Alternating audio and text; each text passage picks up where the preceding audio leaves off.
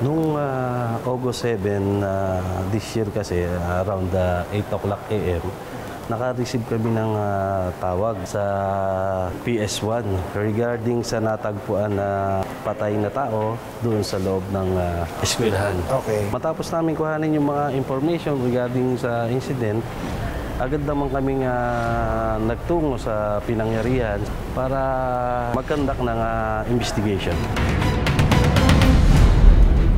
Kasama ang Don Bosco Police Community Precinct, nagtungo ang Manila Police District Homicide Section sa naturang eskwelahan para mag-imbestiga.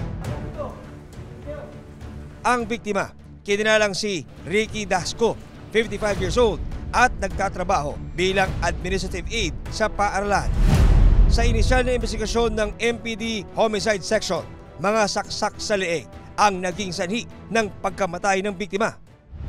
Ano po yung lumalabas na ikinamatay ng biktima base sa autopsy report? Ang kinamatay ng biktima ay multiple stab wounds sa neck and body. May oras na ho ba nung lumipas, nung dumating po sila sa area, mula ano nangyari yung krimen? Sa kanilang pagsusuri, medyo may 2 o 3 oras, 4 na oras, mga ganun po yung ating initial na sa investigation na lumabas. Nakitaan din siya ng defense wounds sa katawan, palatandaan na nanlaban ang biktima sa suspect. Banson, check natin yung CCTV sa labas, baka may nahagip. Sir, yung sinasabi si ma'am tungkol kay Alex. Sino ang walang awang pumatay sa biktima sa loob mismo ng pinapasukang eskwelahan?